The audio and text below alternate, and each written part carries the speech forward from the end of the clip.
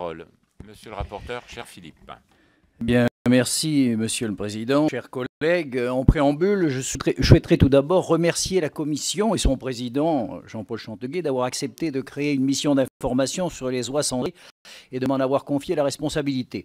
Alors c'est vrai, j'ai eu l'occasion de le dire souvent pendant nos déplacements en particulier, ce sujet, dans le monde qu'on connaît, ces bouleversements, ces drames et ces problématiques, peut sembler futile. En réalité, il n'est pas anodin, car il participe à ce rejet de l'Europe qu'on rencontre en particulier dans nos campagnes, où certaines décisions ne sont pas comprises, et quand elles ne sont pas comprises, elles entraînent des réactions vives, des manifestations, et finalement des votes extrémistes que nous déplorons, en tout cas dans cette Assemblée. Donc je pense que ce sujet mérite qu'on s'y attarde, d'autant qu'il serait, me semble-t-il, relativement facile de pouvoir le régler. Malheureusement, il y a des freins qui sont très, pas idéologiques, mais plus que idéologiques, juridiques, et qui aujourd'hui font que ce débat reste sur la table depuis des années. Donc l'objectif de la mission d'information était d'essayer de trouver une solution au débat qui perturbe, c'est ce que je disais, depuis une dizaine d'années, sinon plus, les relations entre fédérations de chasseurs et associations environnementales sur la question des dates d'ouverture et de fermeture de la chasse aux oies cendrées. Le souhait est d'éviter que de nouvelles manifestations se produisent lors de la prochaine saison de chasse et qu'un accord soit enfin trouvé de façon pérenne entre toutes les parties prenantes. Dès le départ, au-delà des membres de notre commission, j'ai souhaité associer les membres du groupe d'études sur la chasse de notre Assemblée qui ont été invités à suivre les auditions. Et d'ailleurs, certains ont été très présents, et en particulier mon collègue Jean-Claude Buzyn. Au cours de nos travaux qui ont duré 4 mois et qui ont conduit à nous rendre à Bruxelles et aux Pays-Bas, j'ai auditionné une cinquantaine de personnes dont vous trouverez la liste en annexe et que je remercie pour leur collaboration. Le rapport qui vous est présenté aujourd'hui est articulé autour de 4 points. La présentation des données scientifiques les plus récentes sur l'espèce d'oie en cerf, le rappel de la réglementation en matière de prélèvement cynégétique ou autre et de la jurisprudence, tant de la Cour de justice des communautés européennes que du Conseil d'État, la présentation des termes du débat et des principales questions qui structurent les antagonismes, et enfin, les pistes de réflexion et les solutions envisageables. Le premier point, en ce qui concerne les connaissances scientifiques sur les oies cendrées, je souhaiterais souligner les 2 études les plus récentes sur le sujet. D'une part, le rapport du Muséum national d'histoire naturelle d'octobre 2009. L'auteur est Jacques Comollet-Thierman. D'autre part, le rapport demandé par le ministère chargé de l'écologie et remis par l'Office national de la chasse et de la faune sauvage, l'ONCFS, en novembre 2014. L'auteur est Vincent Schrick. Qu'est-ce que ces 2 rapports ont confirmé ? Tout d'abord, que la population d'oies cendrées en Europe occidentale comporte entre 800 et 900 000 individus et elle est en progression notable. L'augmentation récente et assez spectaculaire des effectifs fait donc l'objet d'un consensus parmi tous les ornithologues. Il y a donc des choses qui ne sont pas discutées, et en particulier l'augmentation de l'espèce qui, à un moment donné, était menacée, aujourd'hui se porte plus que bien puisqu'elle prolifère. Ensuite, que notre pays est situé sur un axe majeur de migration péninsule ibérique Scandinavie. On dénombre seulement une vingtaine de milliers d'oies cendrées hivernant sur notre territoire. C'est effectivement une des faiblesses de notre argumentation, mais dont l'origine est essentiellement nordique. Mais les comptages estiment que la France est survolée par plus de 100 oies cendrées en migration vers le sud en automne et vers le nord au printemps. Les raisons évoquées pour expliquer cette croissance générale de la population sont multiples. Elles tiennent principalement à l'augmentation de la protection accordée aux oiseaux migrateurs et à l'interdiction de la chasse dans certains pays, au développement des capacités d'accueil et donc des aires d'alimentation. C'est le cas en Hollande qui ont multiplié les aires d'accueil, qui ont multiplié les cultures pour effectivement sédentariser les oies. Ils y sont arrivés au-delà de leurs espérances.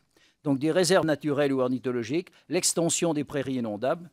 Ainsi, bien sûr, c'est aussi une des raisons du changement de comportement des oies, le changement climatique, le réchauffement climatique, qui modifie pour toutes les espèces d'ailleurs les migrations, leurs dates et leurs lieux. Enfin, les rapports soulignent des évolutions importantes dans le comportement de l'espèce. Un déplacement des aires d'hivernage vers le nord de l'Europe, des migrations de retour de plus en plus précoces depuis 20 ans et une sédentarisation accrue dans certains pays, comme les Pays-Bas, où on dénombre plus de 500 000 oies cendrées au cœur de l'hiver, dont la majeure partie ne migre plus, mais reste pour nicher. Si les connaissances relatives à l'espèce anser sont satisfaisantes et ont même été complétées récemment, des incertitudes demeurent sur les changements de comportement de l'espèce. Or, ces connaissances sont primordiales dans l'hypothèse de la mise en place d'un plan de gestion et elles constituent un préalable pour toute nouvelle prise de décision au niveau européen. C'est pourquoi ma première proposition vise à poursuivre certaines études, en particulier par bagage et pose de balises sur les oiseaux, afin de lever les dernières ambiguïtés sur les déplacements, qui peuvent être soit erratiques, soit migratoires, et sur les dates de migration prénuptiale et postnuptiale. Parce qu'en fait, le débat, c'est les oiseaux, on voit passer des vols d'oiseaux, est-ce qu'ils sont en déplacement erratique pour changer de lieu de nourriture, ou est-ce qu'ils sont effectivement en migration prénuptiale? Et aujourd'hui, seules des balises posées sur les oiseaux des genres de GPS nous permettent de manière très sûre et très scientifique de savoir ce que sont ces déplacements. Ça a été fait par l'ONCFS dans son dernier rapport, mais il n'y avait que 16 oiseaux qui étaient équipés. Et ces 16 oiseaux, d'ailleurs, ces 16 oiseaux ont tous commencé à migrer après le 10 février. Si on se basait sur les GPS, aujourd'hui, on n'aurait pas de problème par rapport à la Commission européenne. Mais on a vu des oiseaux voler avant, après, et donc c'est la problématique. Le second point est le statut légal de l'espèce. Tant la Convention de Bonn sur la conservation des espèces migratiques sauvages que l'accord sur la conservation des oiseaux d'eau migrateurs d'Afrique-Eurasie, l'AEOA, ont classé l'espèce, du fait de sa large répartition dans le monde et d'une importante population, dans la catégorie LC, c'est-à-dire en préoccupation mineure. L'Union internationale pour la conservation de la nature, UICN, a procédé au même niveau de classement. Préoccupation mineure, ça veut dire que c'est une espèce qui n'est pas menacée. Au niveau européen, la base juridique est la directive sur la conservation des oiseaux sauvages de 1979, la fameuse directive 79-409 dont vous avez tous entendu parler, en tout cas ceux qui se préoccupent de la chasse, parce que Dieu sait si on en a entendu par rapport à ça. Et Georges Riboulet, qui était le président du NDCTF, qui s'est battu contre cette directive pendant des années, modifiée pour la dernière fois en 2009, qui énonce un principe général de protection, mais reconnaît la commercialisation, la chasse et la capture de certaines espèces et sous certaines conditions. C'est le cas de l'oie cendrée, qui est une espèce chassable. En ce qui concerne la France, je rappelle que dans la liste des espèces de gibier dont la chasse est autorisée figurent les 3 espèces, l'oie cendrée, l'oie des moussons et l'oie rieuse, qu'en vertu de l'article R424-9 du Code de l'environnement, le ministre en charge de la chasse est seul compétent pour fixer les dates d'ouverture et de fermeture de la chasse aux oiseaux de chasse et aux gibiers d'eau, et qu'il s'appuie sur l'article L424-2 du Code de l'environnement qui détermine les conditions de définition des périodes de chasse en application de la directive européenne sur la conservation des oiseaux sauvages. Les dates d'ouverture de la chasse aux oies cendrées sont complexes car elles dépendent des territoires concernés. Par contre, la date de fermeture de la chasse est uniforme sur l'ensemble du territoire. L'arrêté du 19 janvier 2009 fixe désormais au 31 janvier la date de fermeture de la chasse aux oiseaux de passage et aux gibiers d'eau. Mais il faut indiquer que depuis 20 ans, les dates de fermeture de la chasse aux oies cendrées ont été ramenées par étapes jusqu'à cette date. C'était le 28 février jusqu'en 1998, le 20 février à partir de 1999, le 10 février en 2008, et donc le 31 janvier depuis 2009. Et c'est depuis cette date-là que nous avons la guerre civile tous les 1er février. En tout cas dans ma circonscription. Je ne reviendrai pas sur les données que nous avons récoltées sur les périodes de chasse dans les différents pays et sur l'importance des prélèvements cynégétiques. Mais il est nécessaire d'avoir en mémoire quelques chiffres. Au total, on évalue à environ 150 000 à 180 000 le nombre des oies cendrées de la population nord-ouest européenne qui sont prélevées chaque année pendant la saison hivernale de chasse, soit 17 à 19% des effectifs à l'issue de la période de reproduction. À ce total doit être ajouté le prélèvement effectué aux Pays-Bas pendant la période de reproduction, 70 000 oies durant l'été 2010, 150 000 durant l'été 2009. Les Pays-Bas procédant à des opérations de destruction massive parce que les oies sont des animaux qui mangent les cultures et qui sont donc chassés et éliminés. La nouvelle enquête menée par l'ONCFS évalue le nombre de prélèvements en France entre 15 et 18 000. Les chiffres de prélèvements rapportés à la population en croissance montrent que les capacités globales de prélèvement dans notre pays ne peuvent pas représenter un risque pour les populations nord-européennes en forte augmentation elles aussi. Donc ça, c'est acquis. Je souligne également le fait que les différences dans les dates de chasse tiennent beaucoup aux dérogations qui sont autorisées dans le cadre de l'article 9 de la directive Oiseaux et qui permettent des prélèvements dans des conditions précises pour la santé humaine, dans l'intérêt de la sécurité aérienne, en cas de dégâts agricoles ou piscicoles ou à des fins scientifiques. L'interprétation de la directive Oiseaux a été donnée par la Cour de justice de l'Union européenne, CJUE, laquelle a élaboré une jurisprudence autour de la notion de protection complète des oiseaux migrateurs et du gibier d'eau, en précisant que les notions de petites quantités susceptibles d'être prélevées, de risque de confusion entre espèces ou d'autres solutions satisfaisantes. La protection prévue pour ces espèces, tant pour la période nidicole et les différents stades de reproduction et de dépendance que pour le trajet de retour des espèces migratrices vers leur lieu de nidification, doit être une protection complète, excluant des risques de confusion entre espèces différentes. En conséquence, la Cour a interdit l'échelonnement des dates de période de chasse en fonction des espèces ou selon différentes parties du territoire, sauf si la preuve fondée sur des données scientifiques qu'un tel échelonnement n'est pas incompatible avec la protection complète des espèces est apportée. C'est donc extrêmement compliqué puisque dès que le premier oiseau commence à migrer, c'est à partir de ce moment-là qu'on décide, on arrête la chasse. Par l'arrêt du 16 octobre 2003, rendu à la suite d'une question préjudicielle que le Conseil d'État lui avait soumise le 25 janvier 2002, la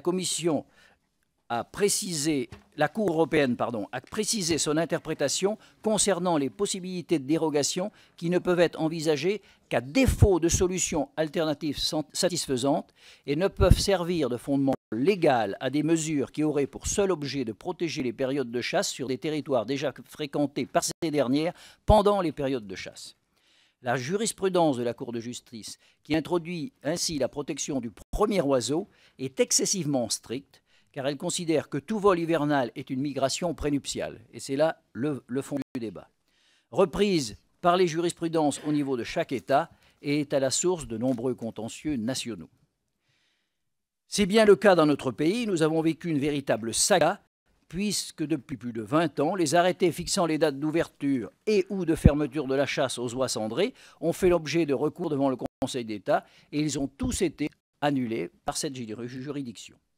Vous trouverez dans le rapport des précisions sur la jurisprudence récente du Conseil d'État et sur les raisons qui sous-tendent ces décisions. Nous avons effectivement auditionné le Conseil d'État, notamment celle du 23 décembre 2011, qui enjoint au gouvernement de fixer une date de fermeture qui ne soit pas postérieure au 31 janvier.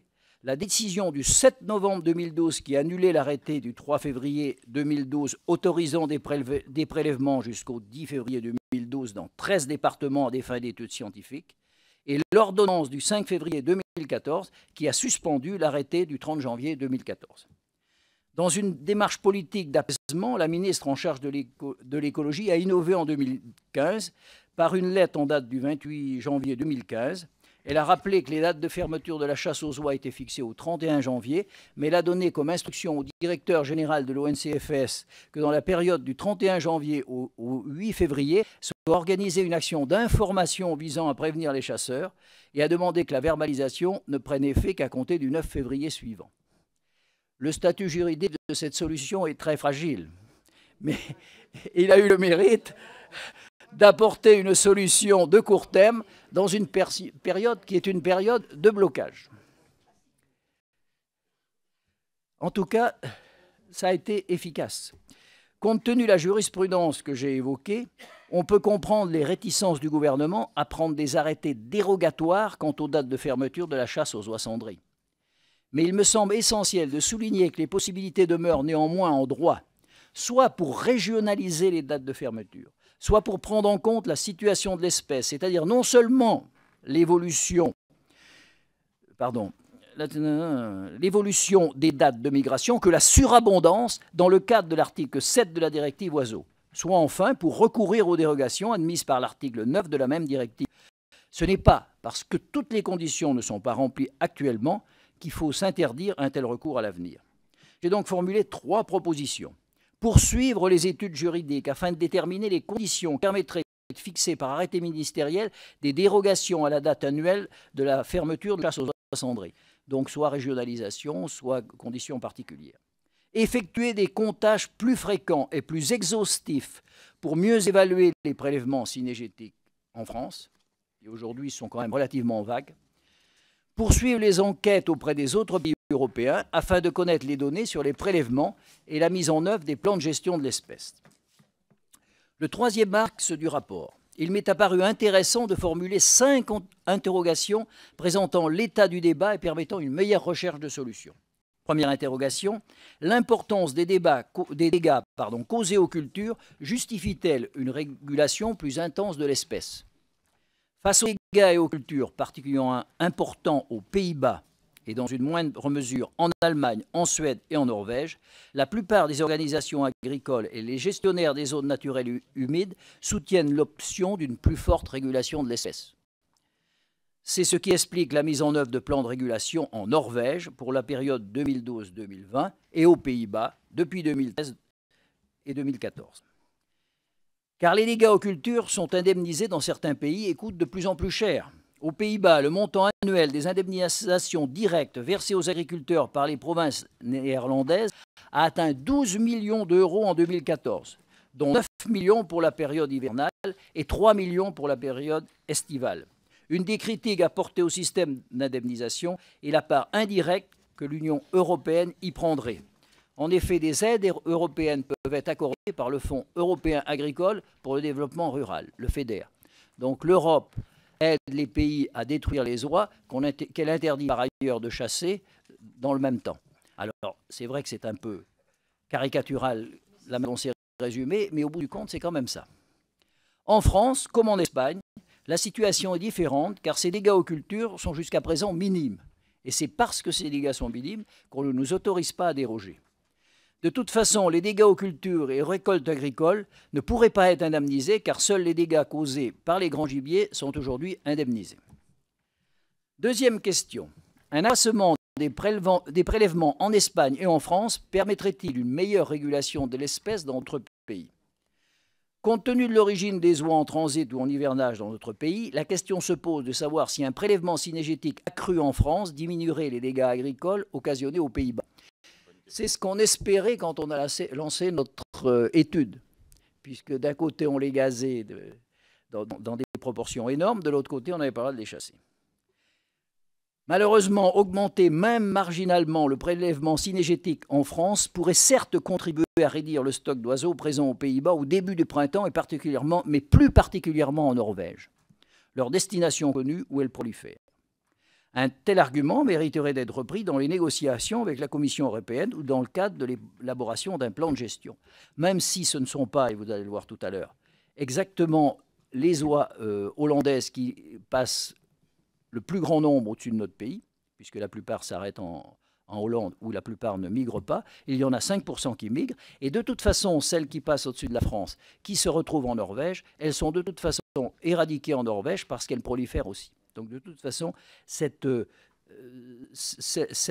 prolifération d'un côté et cette absence de destruction par les chasseurs de l'autre n'est pas logique, parce que de toute façon, ce serait un mode de régulation qu'il faudrait prendre en considération et qui aujourd'hui ne l'est pas. Troisième question, dans quelles conditions le gazage ou la destruction massive des oies cendrées sont-ils autorisés sur le territoire des Pays-Bas? Parce que ça a été beaucoup discuté. Donc nous sommes allés aux Pays-Bas, nous avons rencontré les oies et ceux qui les gazent, et nous avons vu des troupeaux d'oies en train de paître dans les champs comme des vaches, et la manière dont ils nous ont montré, parce que ce n'était pas la période, mais ils nous ont montré par des films la manière dont ils s'en débarrassaient, en particulier en Zélande. Les différentes méthodes de destruction des oies cendrées sont toutes encadrées par des plans nationaux ou locaux de gestion ou de régulation. Ainsi, il revient à chaque province néerlandaise d'élaborer un plan de gestion avec les parties prenantes, l'objectif étant de revenir au niveau des dégâts agricoles en 2005 pendant la saison. Le cas particulier de l'aéroport de Schiphol a fait l'objet d'un plan spécifique. Les premiers incidents se sont en effet produits dès 2000 et ils s'accroissent depuis 2010. Il y a énormément d'oiseaux autour de l'aéroport et évidemment ça perturbe et ça peut même créer des accidents puisque certains rentrent dans les réacteurs. Ce plan comporte plusieurs volets, mais il autorise la capture puis le gazage au dioxyde de carbone d'un nombre important d'oiseaux chaque année. 10 000 durant l'été 2013 dans un rayon de 20 km autour de l'aéroport. Ces oiseaux donc sont au moment de la mue, quand ils n'ont plus de plumes, les oies ne peuvent plus voler. Elles sont donc encadrées, récupérées, mises dans des containers, gazées et tuées. Et ensuite, ils font des rillettes. Oui, oui, c'est pas tout à fait perdu. Même s'ils ne veulent pas vraiment le reconnaître.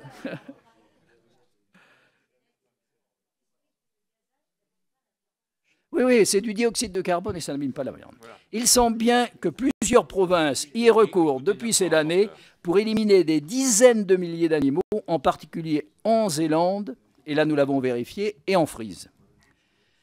Quatrième question, la notion même de migration ne peut-elle pas être remise en cause? Le débat sur les dates d'ouverture et de fermeture de la chasse est évidemment lié à la notion de migration. Or, les déplacements hivernaux des oiseaux migrateurs sont souvent complexes et le fait qu'ils quittent les zones d'hivernage ne signifie pas forcément qu'ils commencent la migration de retour. C'est là le débat. C'est ce qu'on appelle les déplacements erratiques. Des déplacements correspondant davantage à la recherche de zones d'alimentation. Certains oiseaux se déplacent parce qu'ils n'ont plus à manger à un endroit et ils vont à un autre. La difficulté réside donc dans le fait de différencier ces délocalisations durant l'hivernage, qui peuvent être qualifiées d'errements, avec des déplacements prénuptiaux. Remettre en cause les données scientifiques, en particulier sur des faits précis, ne mène à rien. Émettre des doutes sur les conclusions qui en sont tirées doit servir de base à de nouvelles approches. C'est ce que nous faisons. Il est avéré que le pic de migration prénuptiale des oies cendrées a bien lieu durant la deuxième décade de février. Le débat porte donc sur la caractérisation de certains vols durant la dernière décade de janvier. C'est là que pose le débat. Au 30 janvier, il y a des oiseaux qui bougent. Est-ce qu'ils vont sur leur lieu de nidification ou est-ce qu'ils vont chercher d'autres endroits pour leur alimentation? Cinquième question, l'instauration d'une dérogation pour allonger la période de chasse est-elle compatible avec les normes européennes? Les possibilités de recours, nous avons rencontré la Commission européenne. Les possibilités de recours aux dérogations sont limitées et doivent être justifiées par rapport aux objectifs généraux de la directive oiseaux et conformes aux conditions spécifiques décrites à son article 9. Les conditions sont strictes et restreignent considérablement la possibilité d'utilisation, d'autant plus que la mise en œuvre est encadrée tant par la Commission européenne que par la Cour de justice de l'Union européenne. 3 conditions cumulatives sont rappelées dans le guide sur la chasse durable en application de la directive. Premièrement, qu'il n'existe pas d'autre solution satisfaisante. Deuxièmement, que soit faite la preuve d'un des motifs énoncés à l'article 9, paragraphe 1.a, b et c, que soient satisfaites des critères de forme. La Commission européenne a rappelé sa position actuelle dans une réponse à la lettre que la ministre de l'écologie avait envoyée le 30 janvier dernier au commissaire européen Karmenu Vella. Le régime dérogatoire est d'interprétation stricte et il revient aux États, pour sa mise en œuvre, d'établir que les conditions de son application sont remplies. La première condition à satisfaire pour accéder au régime dérogatoire est l'absence d'autres solutions satisfaisantes. Fermez les guillemets. Or, la France ne satisfait pas cette condition puisque les espèces d'oies visées sont effectivement présentes sur le territoire national durant la période légale de chasse. On nous argue qu'on peut les tuer à d'autres périodes que du 1er février au 10 février, du 21 août au 31 janvier, et que les quantités prélevées sont loin d'être négligeables. Et en particulier, elles peuvent être chassées dans leur période de passage, dans leur première migration vers les lieux vers le sud. Quatrième et dernier axe du rapport, quelles sont les démarches possibles? 2 démarches sont examinées en France pour adapter le cadre de la chasse aux oies cendrées.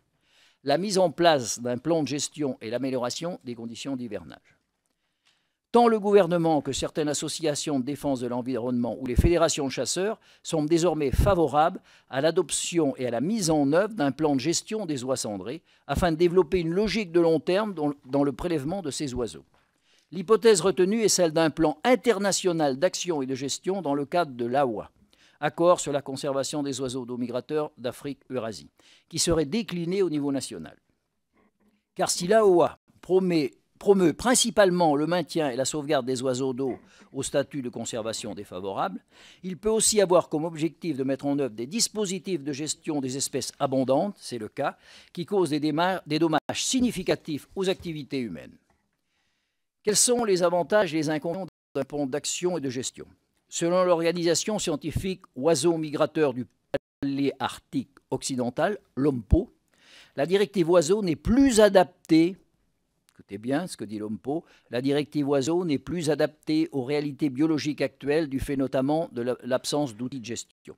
La directive européenne n'admet qu'une dérogation au cadre juridique de prélèvement des espèces chassables. Une telle dérogation n'est pas un mécanisme de gestion des espèces en accroissement, mais constitue seulement une solution de court terme dans l'attente d'un plan de gestion à l'échelle européenne. Dans l'ère de l'AOA, d'autres pays européens sont motivés par une gestion de l'espèce à grande échelle, notamment les pays nordiques qui subissent les dégâts. L'adoption d'un plan de gestion spécifique à l'oie cendrée concernerait une dizaine de pays et intéresserait surtout la Norvège, la Suède et les Pays-Bas, qui éprouvent des difficultés à gérer les oies sédentaires sur leur territoire. Certains pays se sont exprimés en faveur d'un plan plurispécifique qui intégrerait d'autres espèces, notamment la bernache nonnette et l'oie rieuse. La question qui se pose est celle d'un plan spécifique à l'oie cendrée ou d'un plan global pour toutes les espèces d'oies générant des difficultés similaires. Selon le ministère de l'Écologie, il vaudrait mieux adopter une approche globale. Un plan de gestion couvrant 3 espèces d'oies concernerait alors une vingtaine de pays, ce qui représente un maximum pour que l'accord soit efficace.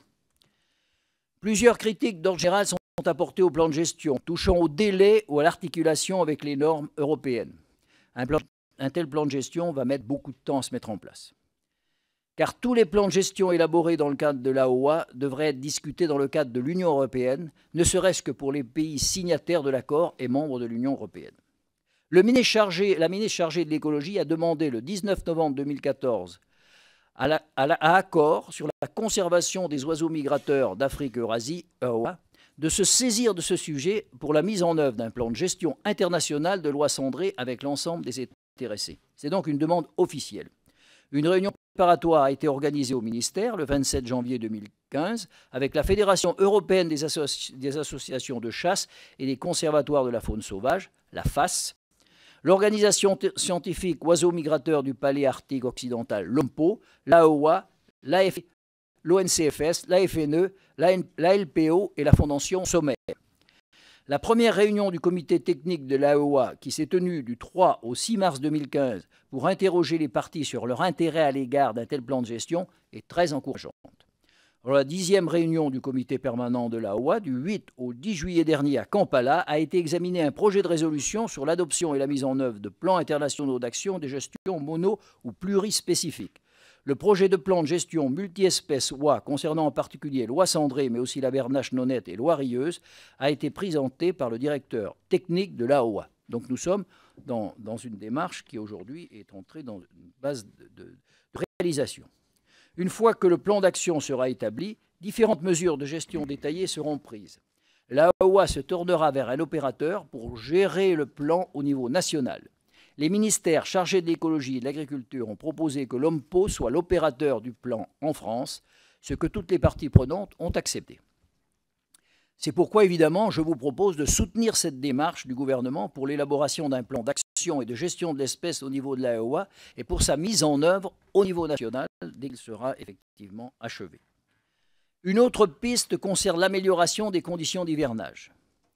L'effectif des oies cendrées hivernant en France semble un palier autour de 20 000 individus. L'exemple d'autres pays européens comme l'Allemagne ou les pays scandinaves pourrait être pris afin de créer des zones d'accueil et de tranquillité suffisamment vastes et préserver des dérangements, des aires de gagnage pour améliorer l'alimentation des oiseaux hivernants. Si nous arrivons à obtenir que des oiseaux effectivement s'arrêtent chez nous, y migrent éventuellement, nous aurons une vraie raison de pouvoir participer effectivement à leur régulation. Cette solution suppose évidemment de verser des compensations aux agriculteurs qui cultiveraient des parcelles spécifiques, nécessite de s'assurer que les oiseaux à la recherche de nourriture et attirés par ces parcelles qui leur sont détournées ne se détournent pas d'autres champs ou des prairies cultivées, et prévoir évidemment une indemnisation dans le cas des dégâts, ce qui se passe en Hollande.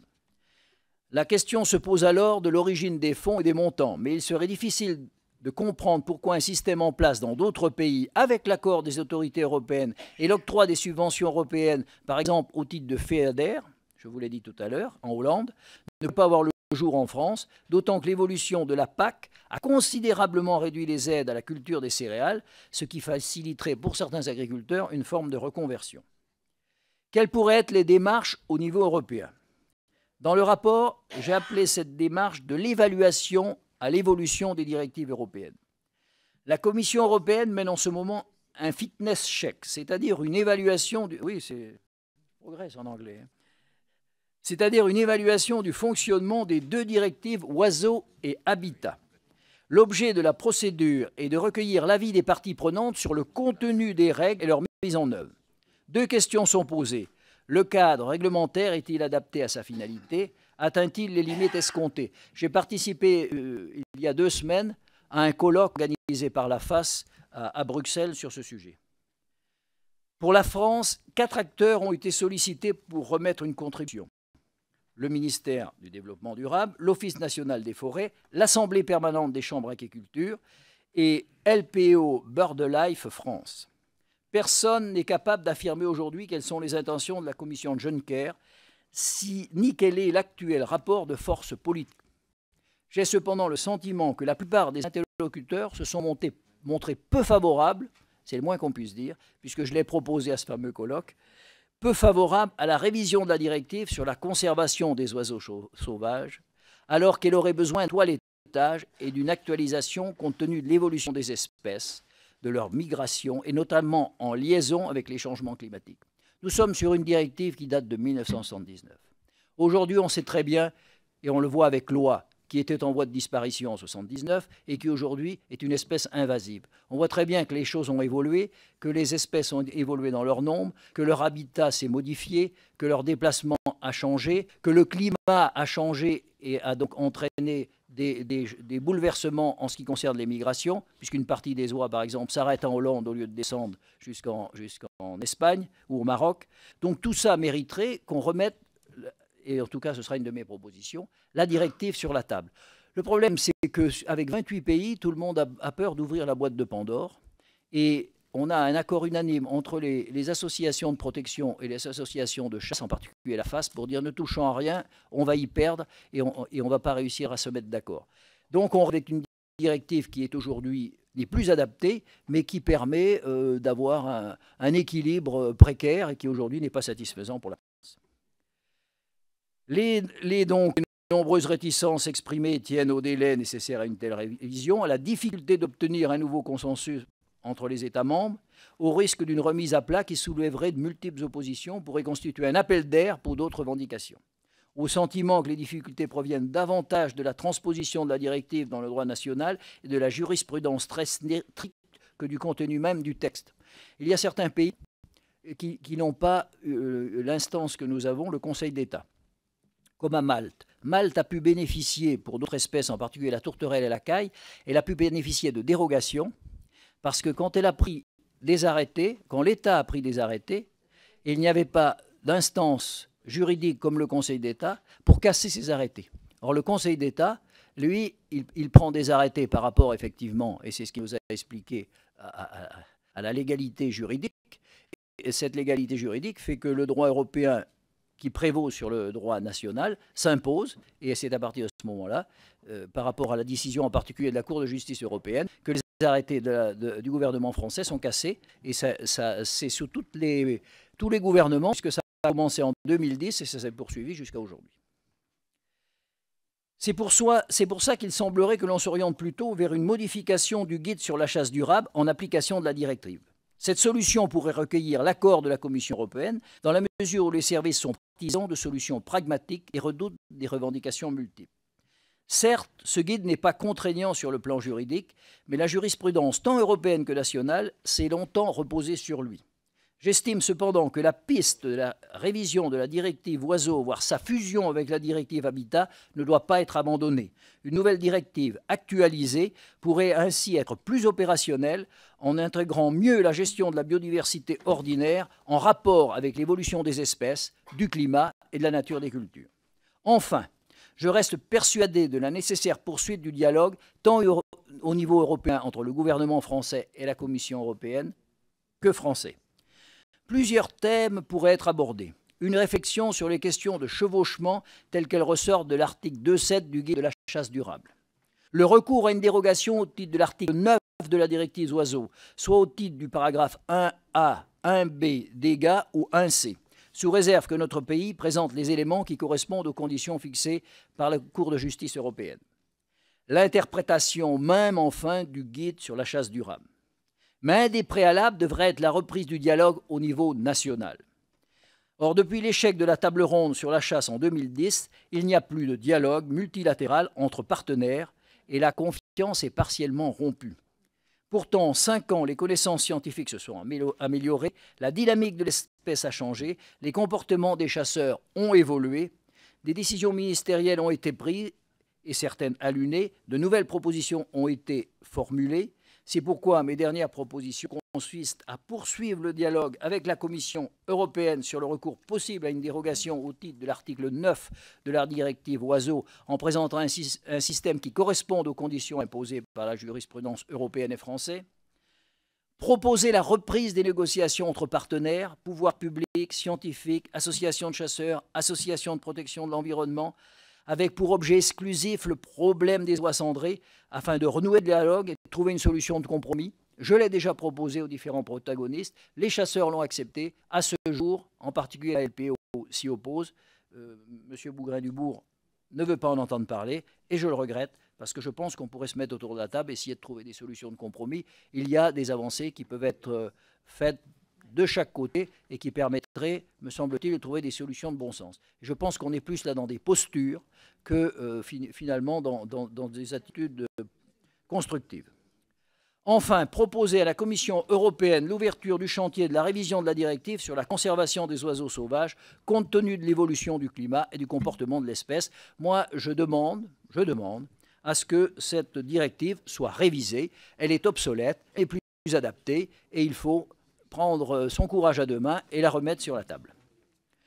En conclusion, je souhaiterais indiquer que compte tenu du contexte économique et social de notre pays et prenant en compte les pressions sur la biodiversité et la difficulté de reconquérir la biodiversité ordinaire, le débat sur la modification des dates d'ouverture et de fermeture d'un gibier d'eau, même s'il est complexe et récurrent, je vous l'ai dit en préalable, doit être mis à sa juste place. Les démarches successives dans notre pays n'ont jamais été exemptes de controverses. Mais pour que ce problème, qui est somme toute assez subalterne, ne continue pas à perturber le climat social et alimenter le rejet de l'Union européenne, il apparaît impératif de dégager une solution qui donne satisfaction à court et moyen terme, qui corresponde à l'état du droit et aux données scientifiques, et qui s'appuie enfin sur des arguments de raison et non sur des arguments de passion. Je vous remercie. Merci beaucoup. Donc, je vais maintenant passer la parole